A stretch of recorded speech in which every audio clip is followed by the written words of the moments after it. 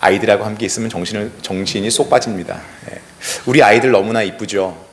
그냥 드리는 말씀이 아니고요. 아이들을 볼 때마다 참 이쁘고 귀합니다.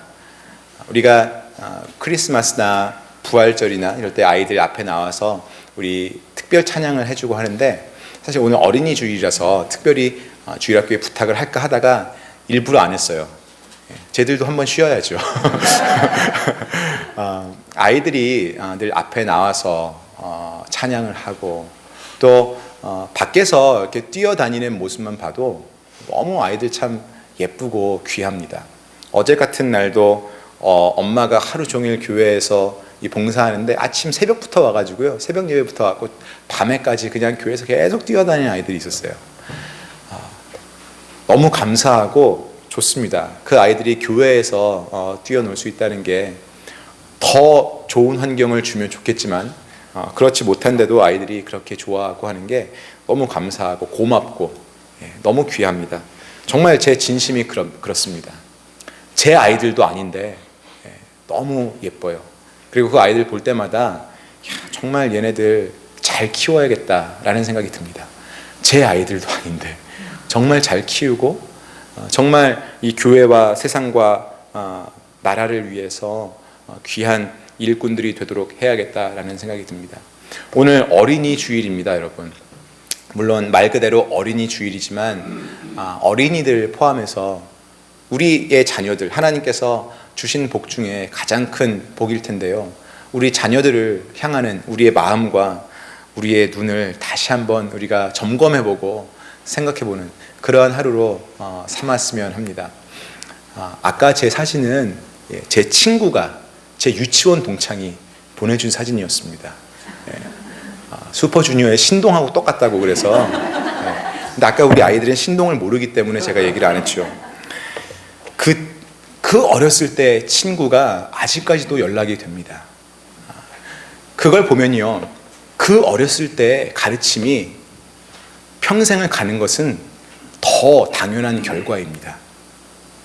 우리 아이들한테, 우리 자녀들한테 무엇을 가르치는가? 그 아이들한테, 그 아이들의 그 깨끗한 영혼에 무엇을 넣어주는가? 그것이 우리의 책임입니다. 우리가 생각하지 못하고 그 아이들에게 보여주는 것이 너무나 많아요, 여러분. 그런데 아이들은 그것을 다 받아들입니다. 저는 지금도 저희 어머니 아버지께서 제가 어렸을 때 하셨던, 아마 저희 어머니 아버지는 제가 기억하지 않았으면 하시는 그런 행동들을 제가 기억하고 있습니다. 한국에서 고속도로에서 피서를 갔다 오다가 사이카를 탄 경찰 아저씨한테 잡혔는데 아버지가 면허증을 내보이시면서 그 밑에 5,000원짜리를 끼워주신 거예요. 다 기억납니다. 그때는 왜 그런지 몰랐어요. 그때는 벌금을 그 자리에서 주는 줄 알았어요. 우리가 아이들 앞에서 보여주는 것이 무엇인지를 잘 깨달아야 합니다. 오늘 하나님께서 주시는 말씀에 너희들의 다음 세대들, 자녀들, 후손들에게 너희들이 정말 가장 귀한 것을 보여주고 알려주고 가르쳐야 한다라는 그런 말씀을 주십니다. 이스라엘 백성들을 하나님께서 애굽에서 인도하여 내셔서 젖과 꿀이 흐르는 땅, 축복의 땅 가나안으로 인도하여 들이십니다. 이 가나안으로 들어갈 때까지 여러 관문을 거치지만 가장 큰 관문 중에 하나, 바로 요단강을 건너는 일을 이제 이스라엘 백성들이 하게 됩니다. 하나님께서 이 요단강을 백성들이 건널 때 내가 너희들보다 앞서 가겠다 하는 그런 뜻으로 언약궤를 맨 제사장들이 백성들보다 가장 앞에서 요단강에 들어갈 것이라고 이야기를 하십니다.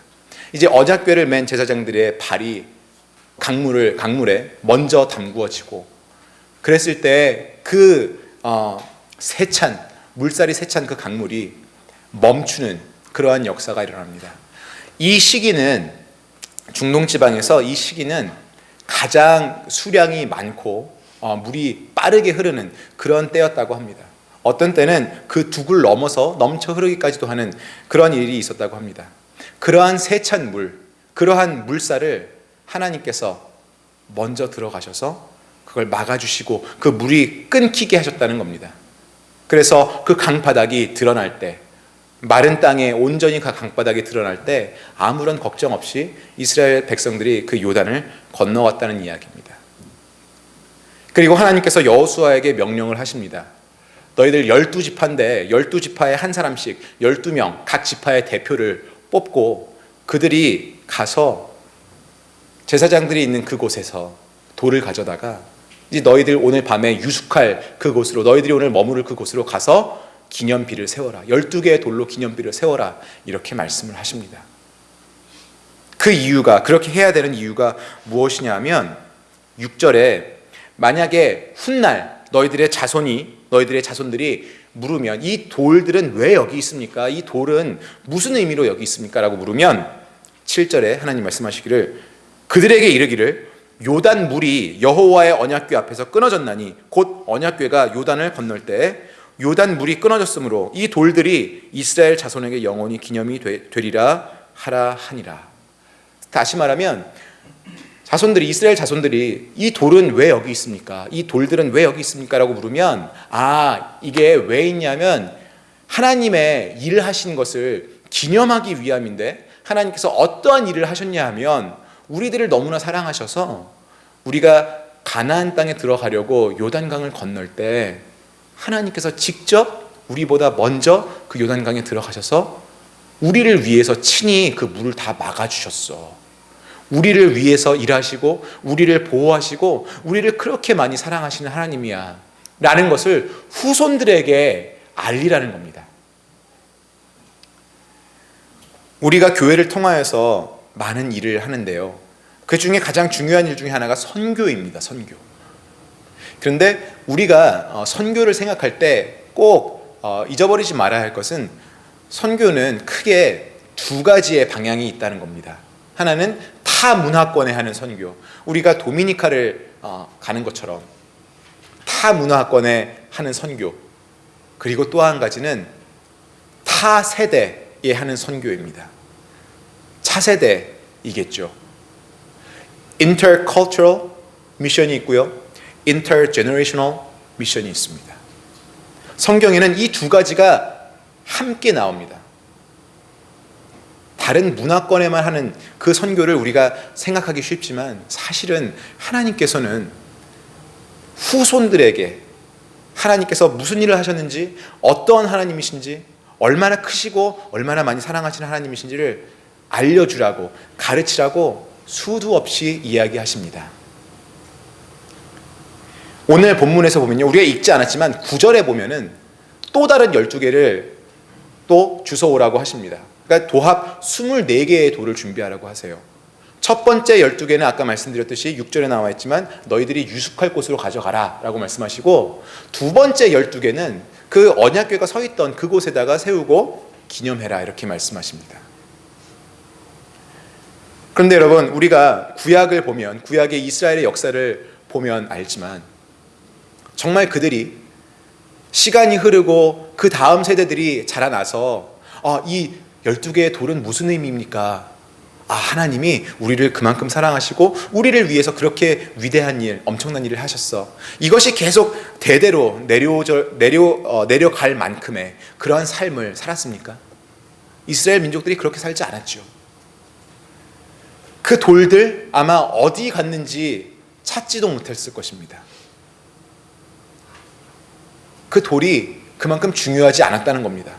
하나님께서 여호수아에게, 그리고 여호수아가 12지파의 대표들에게 직접 명령한 그 12개의 돌들이 그들에게 더 이상 중요하지 않았다는 이야기입니다.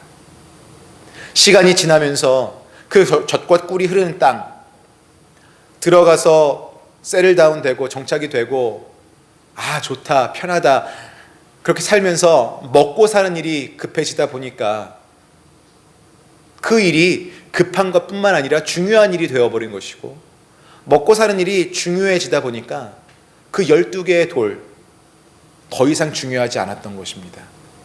먹고 사는 것이 중요하다 보니까 그들이 하는 농업이 중요해졌고, 그러다 보니까 농업에 중요한 그 날씨가 좋아야 해서 날씨의 신 바알과 같은 날씨를 주관하는 그 신 앞에 절하고 희생제물을 드리기 시작했습니다. 그래서 더 이상 이 12개의 돌이 중요하지가 않았던 것입니다.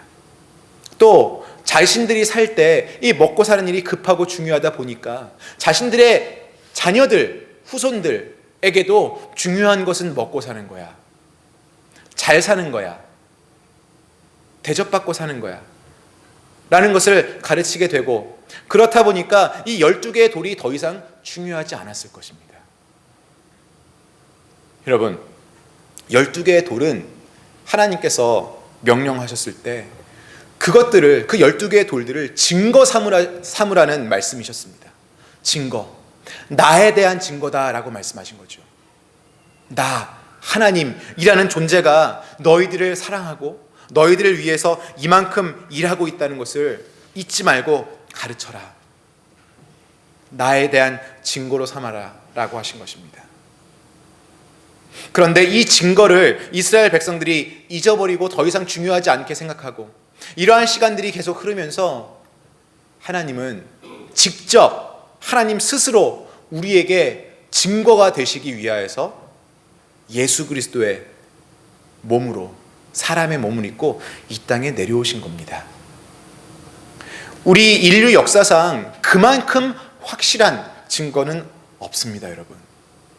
예수라는 그 인물은 우리가 공립학교에서 배우는 역사책에도 나옵니다. 물론 그 인물 예수가 하나님의 아들이라는 것을 세상 모두가 믿지 않기 때문에 문제가 되는 것이지만, 그 예수님이 어떻게 해서 하나님의 아들이 되시는지, 어떻게 해서 우리의 죄를 대신 짊어지셨고 죽으셨고 다시 살아나셨는지는 우리가 가지고 있는 성경에 나옵니다. 그 하나님께서 직접 증거가 되시기 위하여서 이 땅에 오신 것, 그것보다 더 크고 확실한 증거가 어디 있겠습니까? 이제는 그 12돌보다도 훨씬 더 중요한 증거가 우리에게 주어졌고, 역시 하나님께서는 그 증거, 예수 그리스도라는 그 증거를 통하여서 우리의 다음 세대, 우리의 후손들에게 계속하여서 하나님의 사랑을 가르치고, 하나님께서 하나님의 백성들을 위하여서 열심으로 일하시는 것을 가르치라고 이야기하십니다. 그런데 참으로 마음 아픈 것은 우리들에게도 이 이스라엘 백성들과 같은 일들이 일어나서 이 증거를 보여주고 증거를 가르치는 일보다 더 중요한 것이 너무나 많다는 겁니다. 먹고 사는 것, 세상에서 내 이름을 날리고 대접받는 것, 이런 것을 우리 기성세대가, 부모 세대가 중요하게 생각하고 12개의 돌, 증거, 하나님에 대한 증거, 이런 것들보다 더 중요하게 생각하고 바쁘게 살아가고, 그것들이 더 중요해지다 보니까 우리 자녀들에게도 똑같은 가르침이 갑니다. 중요한 것은 먹고 사는 것이야. 중요한 것은 대접받는 것이야.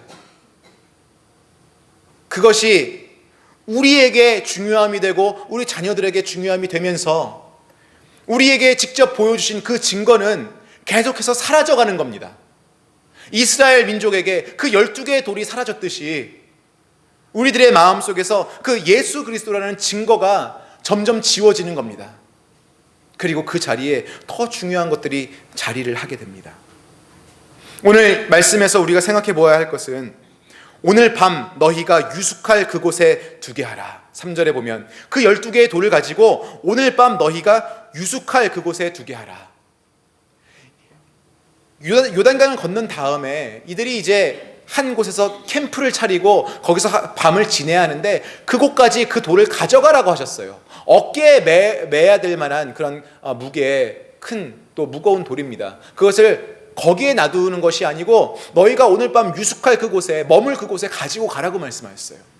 그 밤, 그 유숙할 곳이라는 것은 그들에게 있어서, 이스라엘 백성에게 있어서 아직 땅이 없고 집이 없고 거처할 곳이 없는 그들에게 가장 편안한 시간이고 편안한 장소입니다. 잠시 전쟁을 쉴 수 있는.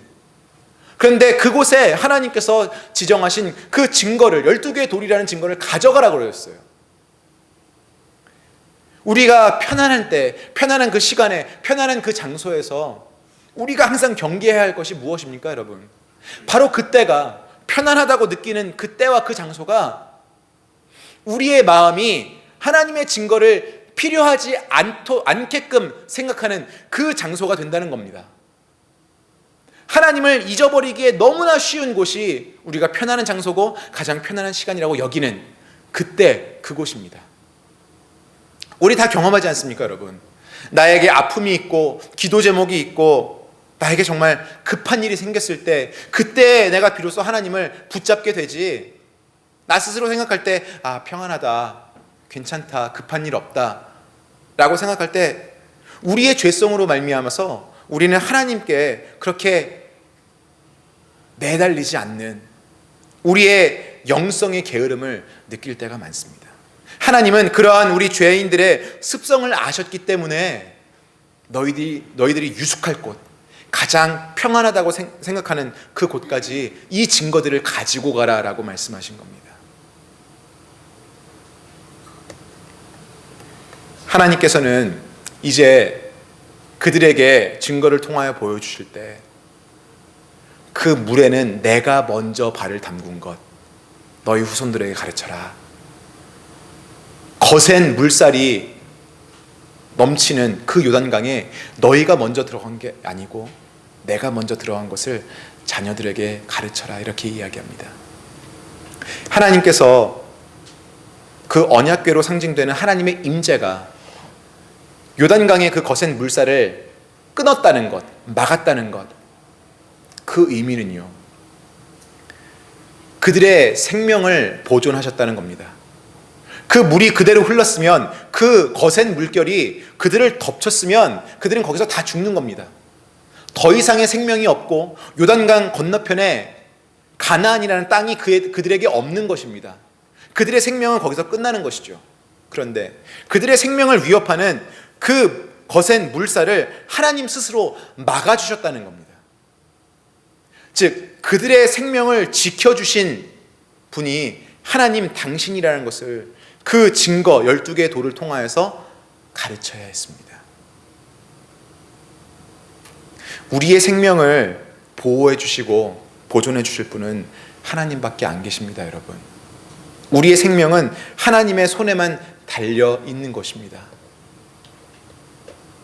그런데 우리는 그 생명을 보존하고 우리의 삶을 더 길게 이끌어가는 그 일이 우리에게 달린 것으로 착각해서 우리 자녀들에게 삶을 더 화려하게, 더 보기 좋게 높이는 일들을 우리 부모 세대가 해줄 수 있는 것을 보여주려고 하고 그들 스스로가 할 수 있는 것을 보여주려고 합니다. 이건 무엇이냐 하면 물을 끊는 일, 생명을 위협하는 그 물을 끊는 일은 하나님만이 하시는 일인데 그 하나님의 영역에 우리가 도전하려고 한다는 것입니다. 하나님의 일을 우리가 할 수 있다고 생각하는 것입니다.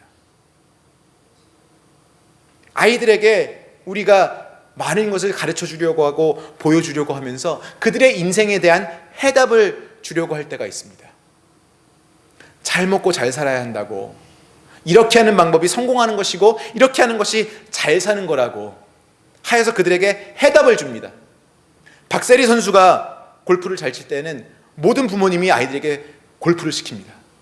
박찬호 선수가 메이저리그에서 잘할 때는 모든 부모님들이 아들들에게 야구 선수가 되라고 밀어줍니다. 동계올림픽 쇼트트랙에서 금메달을 많이 따기 시작하면 많은 부모님들이 또 쇼트트랙 하라고 아이들을 밀어줍니다. TV에 10대 아이들이 나와서 춤을 추고 노래하면 많은 부모님들이 자녀들을 연예 기획사로 보냅니다.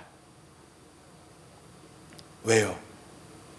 그들에게 해답을 주는 것이죠. 이게 성공하는 거야. 어렸을 때부터 성공하는 거야. 어렸을 때부터 잘 사는 거야. 그리고 우리 어른들 스스로가 그러한 삶을 만들어주면 요단강의 그 거센 물결이 아이들 앞에서 멈췄다고 생각합니다. 그 아이들의 삶을 노리는 그 거센 물결을 우리 부모들이 자녀들을 위해서 막아줬다고 생각합니다. 정말 그런가요? 세상을 더 사시고 삶을 더 경험하신 여러분들 잘 아시지 않습니까? 우리의 삶을 위협하는 그 거센 물결이 그런 것들뿐만이 아닌 것을 여러분들 더 잘 아시지 않으세요? 그렇게 피해가도, 그렇게 잘 사는 방법을 구해놓아도, 그 길로 가도 더 큰 파도가, 더 큰 물살이 그들을 덮칠 수 있고 그들을 노리고 있다는 것 우리 다 알지 않습니까? 잘 먹고 잘 사는 것만으로 우리의 삶을 노리는, 위협하는 그 물살을 우리가 다 피할 수 없는 것 여러분들 아시지 않습니까? 눈에 보이고 겉으로 보이는 그것만으로 우리가 화려하게 치장되면 우리가 모든 거센 물결, 물살 다 피했다고 할 수 없는 것을 여러분들도 아시지 않습니까? 결국 사람들이, 부모들이, 기성세대가 사람이 사람에게 해줄 수 있는 것은 너무나 제한적이라는 것입니다. 이 모든 삶의 파도들을, 그 거센 물결들을 한꺼번에 다 막아주실 수 있는 분은 오로지 하나님밖에 안 계시다는 겁니다. 아까 제가 아이들에게 설교를 했지만 하나님이 언제나 나와 함께 계시고 내가 언제나 하나님을 경외해야 할 그 대상이고 하나님은 절대로 나를 떠나시지 않는다는 그 믿음이 있으면 어떠한 물결을 만나도, 어떠한 거센 물결이 나의 삶을 노린다고 하여도 우리는 평안할 수 있고 하나님의 보호하심과 사랑과 은혜 가운데 거할 수 있습니다. 그것이 진정으로 우리의 삶이 더 연장되고 우리의 삶이 더 빛나고 더 높은 곳으로 더 귀해지는 그러한 방법입니다. 하나님을 아는 것, 하나님을 기억하는 것, 하나님을 믿는 것. 우리 어른들이, 부모들이, 기성세대가 다음 세대를 위하여서, 우리 자녀들을 위하여서 해줄 일이 바로 그겁니다. 하나님밖에 없어.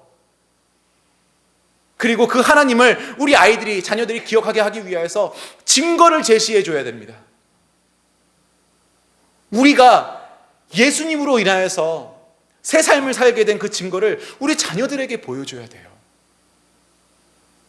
우리의 문제가 뭐냐 하면요, 자녀들에게 바르게 사는 법을 가르치지 않고 잘 사는 방법을 가르친다는 겁니다.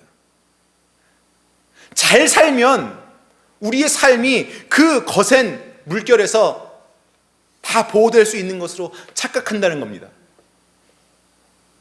여러분, 아이들을 키우실 때, 양육하실 때 잘 사는 방법을 가르치지 마시고 바르게 사는 방법을 가르치십시오. 바르게 살면 다 잘 살 수 있습니다. 그런데 우리가 생각하는 그 잘 사는 방법으로요, 모두가 바르게 사느냐? 안 그런 거 아시잖아요, 여러분. 우리 그런 소식들 너무나 많이 대하지 않습니까? 저는 부모의 입장이 아니기 때문에 부모님들에게 정말 엄청난 말씀들을 지금 드리고 있다는 것을 제가 압니다. 그런데 제가 부모가 아니기 때문에 더 자유롭게 말씀드릴 수 있어요. 여러분, 제발 그렇게 하세요. 제가 어렸을 때, 한국에 있을 때 드라마가 있었습니다. 아주 즐겨보던 드라마. 제가 초등학생 때였던 것 같습니다. 사랑이 꽃피는 나무라고, 여러분들 기억하시죠? 네. 거기에 한 가정을 중심으로 이야기가 전개가 됩니다. 딸이 고3이었는데 그 딸이 엄마에게 폭탄 선언을 합니다. 엄마, 나 대학교 안 갈 거야. 그리고 취직할 거야. 그랬더니 이 엄마가 화가 납니다. 80년대 얘기니까요. 너 대학교 안 가서 사람 구실 어떻게 하려고 그래? 그러면서 이 대사가 지금도 선명하게 기억이 납니다. 어렸을 때 것은 참 기억에 잘 남아요. 그 엄마가 하는 대사가 이겁니다. 너 나중에 리아카 끌고 다니면서 배추 사려, 무 사려 그러면서 살려고 그래? 엄마가 그렇게 얘기해요. 저도 그때 참 어린 나이였는데도 불구하고 그 TV 보면서, 그 드라마 보면서, 야, 저거는 공중파 TV의 드라마 대사로 나오면 안 될 이야기 같다.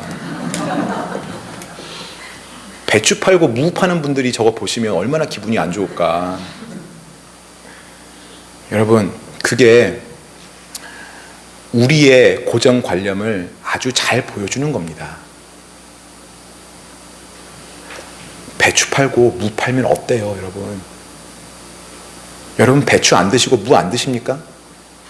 모두가 다 배추 안 팔고 무 안 팔면 여러분들 식탁에 뭐가 올라오겠어요?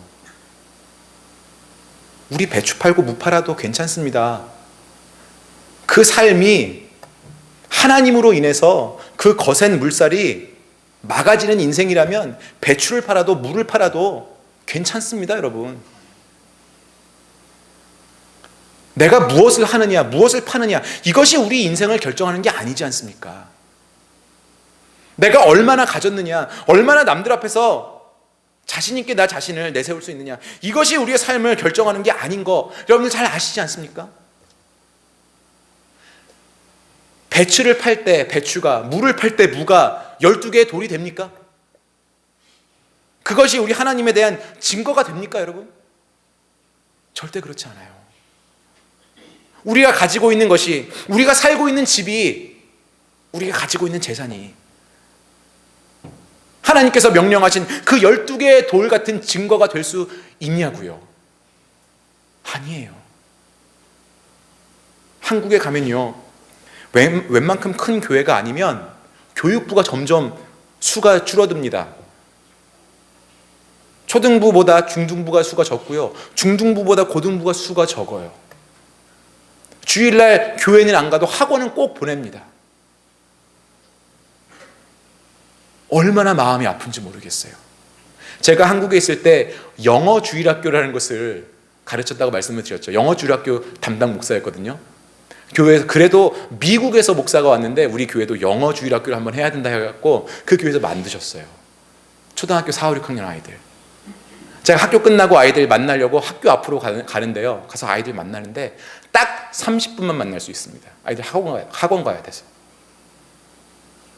4, 5, 6학년 아이들이에요. 걔들이 학원 끝나면 9시, 10시에 집에 가요. 괜히 드리는 말씀이 아니고 정말 그럽니다.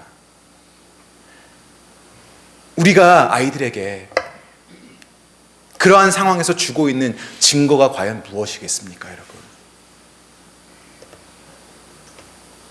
하나님께서 우리에게 오늘 알려주시는 것, 그 증거를 후손들에게 보이라고 말씀하면서 알려주시는 것, 여러분들 기억하세요. 내가 너희들에게 물을 막으라고 하는 거 아니다. 물을 막는 건 나다. 너희 후손들에게 내가 물을 막았다는 것, 그거 보여주고 가르쳐라 라는 겁니다. 여러분, 여러분들이 자녀들을 위해서 하실 일은 그 물을 막아주는 일이 아니에요. 여러분들이 아무리 노력하셔도 그 물 다 막으실 수 없습니다. 여러분들이 막지 못한 그 틈새로 다른 물들이 우리 아이들을 또 삼키려고 다가올 겁니다. 하나님께 맡기세요. 아이들에게 하나님밖에 믿을 게 없다고 가르치세요. 엄마 아빠보다 더 믿을 만한 게 하나님이라는 것을 가르치셔야 합니다, 여러분. 우리 귀한 아이들, 그 아이들 볼 때마다 잘 키워야지, 잘 키워야지, 잘 양육해야지. 어떻게 하면 저 아이들한테 예수님의 이름을 더 깊게 들어가게 할 수 있을까? 여러분, 그것으로 고민하는 우리 뉴잉글랜드 은혜 장로교회가 되었으면 좋겠습니다. 어떻게 하면 우리 자녀들이 잘 살까를 고민하는 우리 기성세대가 아니라 어떻게 하면 우리 아이들이 바르게 살 수 있을까를 고민하는 우리 교회가 되기를 주님의 이름으로 축원합니다. 같이 기도하시겠습니다. 여러분, 이 시간에 자녀들을 생각하시면서 또 여러분들께서 알고 계시는 다음 세대의 일꾼들을 생각하시면서 잠깐이라도 기도해 주시길 바랍니다. 하나님께서 정말 바른 것으로 우리들의 마음을 준비시키시고 바른 방향으로 우리들이 그들을 이끌 수 있고 그들이 양육되어질 수 있도록 우리 하나님께 함께 간구하겠습니다. 같이 기도합니다. 아버지 하나님, 주님 앞에 우리가 함께 기도합니다.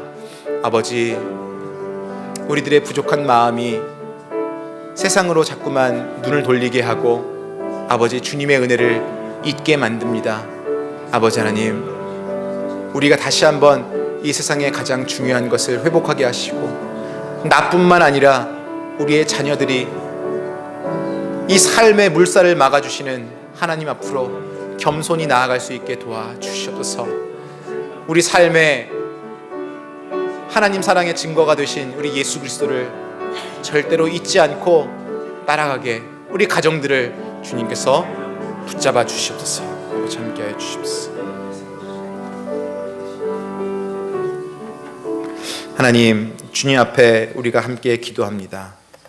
아버지, 우리의 마음을 주님께서 만져주시고 붙잡아 주시고 우리가 세상의 것으로 아버지 하나님의 그 귀하신 사랑을 바꾸지 않게 하여 주시옵소서. 우리 자녀들을 귀하게, 그리고 그들이 잘 사는 방법이 아니라 바르게 사는 방법을 가르치며 양육할 수 있도록 우리 스스로가 바른 믿음을 갖게 하여 주시옵소서. 감사합니다. 예수님의 이름으로 기도드리옵나이다.